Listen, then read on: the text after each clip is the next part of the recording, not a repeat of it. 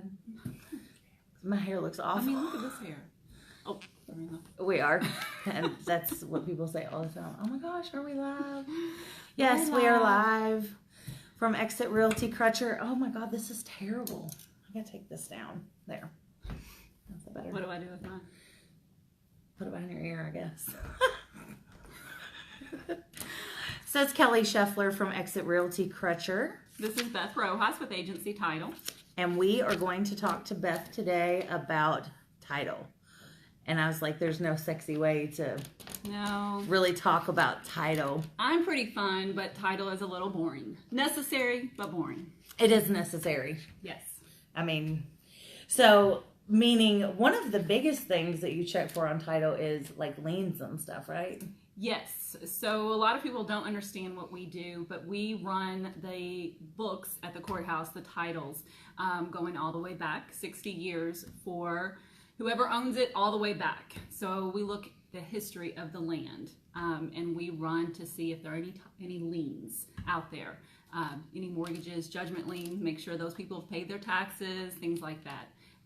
And we insure it. So that means we are confident in our ability, and we write the title insurance that protects that new homeowner. So what does title, what kind of stuff do you protect on title insurance? So title insurance on an owner's insurance policy protects the homeowner. It's a one-time fee, and that protects them against any loss that may arise in the past. So if for some reason that mortgage didn't get paid off from that seller, we've got it covered. Or there has been instances where if there's a home equity line of credit, those future advances can take place. And so if it doesn't get paid off in full, or that homeowner, that seller decides to run it up, the homeowner is protected, the new homeowner. Mm-hmm. A lender's policy is ensuring that lender is in first lien position and they have a good mortgage on the property. So I think we had a situation that happened with one of my clients where the owner took out right, like between title being ran and the closing, like right there close. I remember you saying like that. $35,000. Yes. And it's like owner's title policy insurance. That would protect the homeowner. Yes, that would protect the homeowner against that loss. Right. And so that is one of the questions that is on the sales contract is, do you want owner's title policy insurance? So, it's not something that we're like, oh yeah, don't worry about getting that because it's probably not going to be beneficial. But it is like a layer of protection. It is. For the person that is buying in any instance, no matter how far it went back. Correct. And it protects them for forever. If they even go to sell the home, it protects them at that instant too. And it's a necessary, it's optional, the owner's title insurance, but it's just like insurance. When you need it, it's good to have it. Yes. So if somebody doesn't get it when they purchase, can they buy it later? They can, and typically it's on the fair market value. When you purchase the land, or when you do the title and closing at the time, and you have a lender involved, you get a discount as what they call a simultaneous issue. But you can purchase owner's insurance after the fact. We have instances where on a new construction, if you buy the land and then decide to build later, you can increase that policy coverage too. So what if somebody pays cash for a house? Should that be something that they look at when they're paying cash? Yes. It doesn't matter if there's a lender or if it's cash involved. An owner's insurance should always look at your options to see for your protection. And who pays that? The buyer or the seller? It's customary in our area in Kentucky that the buyer pays the title insurance. It is negotiable. You can, if they're paying for closing costs, that seller, you can have them pay the owner's insurance. But typically, it is customary that the buyer pays their own insurance and title and closing. And that's usually what I tell people, like, hey, it's included in your closing costs. You've already asked the seller to pay for it, so might as well have it. Right. So you come into play once we have a contract involved. Once we have a property under contract, and that gets sent over to you for you to run the title. Correct. What else do you do after that? So we run the title and then we process everything. So we work a lot with real estate agents, and if there is a lender involved, the loan officer too. We prepare all of the figures with the loan officer or their closing department, and get the package and the closing documents to sit down and facilitate the closing. And then after, we disperse, record, and then we still are not finished with that file. Within 30 to 45 days, we issue the owner's title insurance and lender's policy, send out the recorded documents to the owner and to the lender if there's a lender involved. So if you've had a closing with me, you have possibly met. Had a closing with me. Had a closing with her. How many offices do you all have? We have 3 offices. We handle Southern Indiana, and we have a Dixie Highway office, and then our Easton office is off Glen Ridge by Ballard High School. So other things that you do, which you have helped me with in the past, is short sales. Yes. Those are so much fun. They're not fun for the people that are having to go through this process. Right. Because it is, it's stressful. It's stressful. It's a process for sure. A lot, and I don't typically advertise on my short sales. Everything's basically referral. But a short sale is when you have experienced a hardship and you are in or going to be in foreclosure, and we help prevent the foreclosure by working with the mortgage company or lien holders if there are judgment liens, state tax liens, etc. In negotiating a lesser amount, or saying, hey, this is situation, this is our hardship, and selling it for less than owed. So when they say short sale, it doesn't mean that it's a short. No short process, but it is meaning that the bank or that lien holder is taking a haircut on what they're actually owed. Yeah, and when I say they're fun, that means that she is dealing with the bank. Because if you've ever had to deal with the bank, it's just a lot. Yes. I get my frustrations out with the banks. Yes.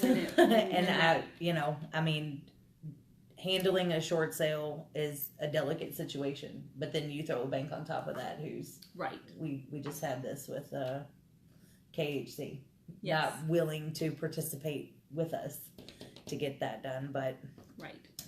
Some are a lot easier than others. They are. And my advice to anyone out there that experiences a hardship, don't wait until you're in dire straits. And I think that's probably what happened with that past transaction. I have one that they have put their head in the sand, and they've got an auction coming up in 2 weeks, and now they're trying to do something, and that really is not the way to go. Right. Don't let it go into foreclosure. Do a short sale versus the right. A lot of people, and on the flip side, a lot of people, if they file bankruptcy, they think that they're done with the house, but that's not the case. Yeah. Their debt is discharged, or their debt is consolidated, or however it is set up in the bankruptcy, but they will still have a foreclosure on them if they let the house go. And if you deal with the short sale, then it shows as paid in full. It shows paid less than owed, right. But it is better than a foreclosure right. listed on there. Yes, correct. Yeah, it doesn't take as long to start over, per se. Right. You're able to get back on your feet. It's a clean slate. 9 times out of 10, they waive the deficiency, so they'll accept what we're proposing based on the fair market value and the current buyer's offer. Right. So when you are running title, that's when all those liens and things come up. So typical liens that you see is the mortgage lien. Right. And then other things that could be tacked on. We see delinquent taxes. We see if the house is vacant. Metro Louisville is great about imposing their fines on civil penalty liens. Cut your grass. Yes, please cut the grass. Fix the gutter. Yeah. Because those liens can add up. And we also have judgment liens, medical collection. Those medical collection bills that you may get notices on eventually can turn into judgment liens. And those are affected by real estate. So if you own real estate, whether it's one piece of property or 10, they will affect any and all properties. Because they have to be paid off. They have to be when paid you off. sell the house. Correct. Yeah, you have to. IRS liens. Yes. Whew. Yes. Uncle Sam wants his money. So when people show up to a closing, what do they need to bring with them? They need to bring a driver's license, a valid, non-expired. Right, non-expired driver's license. I had one that expired. Thank goodness she had a passport. So if you have your expired driver's license, I need it something that's a passport of some sort. Your check. So if you're bringing funds to closing, we need it certified funds. In Indiana, anything $10,000 or over needs to be considered wired, or has to be wired. It's considered good funds law. But otherwise, in Kentucky, you have certified funds that are brought to closing. Anything over $500. And that's it. Your writing hand for your signatures. Oh yeah, like all 36 times. More than that. So if, let's just say hypothetically, somebody is going to be closing a transaction and one of the parties cannot be there to sign. Yes. You can do a power of attorney for them? We can do a power of attorney. We would like to know as soon as possible if someone is not able to sign, or if they can't. You know, we've had instances come up where we had one not too long ago. They were deer hunting, fell off the thing, had to have surgery in the hospital. Oh, wow. Obviously, we couldn't help that. We had to go POA, go to the hospital, get sent so we can get it closed. But just let us know ahead of time. We can prepare a power of attorney. We've had instances where the seller can't come at this time, but can come at this time. So we can accommodate for sure, but yeah, as much notice. We're all about communication, so as much notice as possible would be great. So what does a cloud on a title mean? A cloud on a title is when there's a lien that's not been rectified by whatever, you know, maybe it got filed after, right before the deed got filed, or maybe there's a break in the chain of title. We had one, I'll give you an example, that's out in Meade County, and there are people that did a deed transfer without doing a title exam. And when you do that, that means that person is subject to any liens that may be on there, because we don't know, right? Who doesn't do a title exam when they do a deed transfer, but it happens all the time. There are 2 judgment liens that are in the previous owner's names that are $43,000, and we can't sell the property without it being paid. So they are working with an attorney to try to get the lien stripped off the property. That's a process. But in the meantime, seller can't sell, buyer can't buy. So what's the difference between a special warranty deed and a general warranty deed? A special warranty deed is when the seller does not give any warranty. You'll see a special warranty deed when it's a bank foreclosure, or like a real estate owned property, so REO property. They give no warranty whatsoever. A general warranty deed is typical. It's basically the seller is warranting that property that they are free and clear of any encumbrances on the property. Okay. Yeah. If somebody wanted to get your services, how would they go about doing that? You can go to our website, agencytitle.com, or you can call our office at 502-339-1145. Our information's on the website. You can order titles on the website. It's secured. And it had all of our website. It's great. We've just had it done last year. It has a multitude of information. It has a dictionary of everything. So if you're not sure, if you're new to real estate and you want to take a look about the process, all of it's on there. Hi, Kathy. How are you? Kathy hangs out in your shared office up there. That's right. All right. Well, do you have anything else to add? I just want to, a couple things I want to talk about real quick is those are in Indiana. We have our remote online notarization law that's going to pass next July. So we call it RON, and that is going to take effect. And so there's a lot of new technology that's coming down the pipe, both for Kentucky and Indiana, with electronic closings and with remote online notarization. The bill is not passed in Kentucky, but it's probably going to happen probably in 2020. So a lot of new changes that are coming up that we need to be on the lookout. Yes. So. All right. Well, I'm Kelly Scheffler. I'm with the Green Team at Exit Realty Crutcher. If you need me, my number is 502-650-5855. If you have any questions for Beth, we will answer them in the comments later on.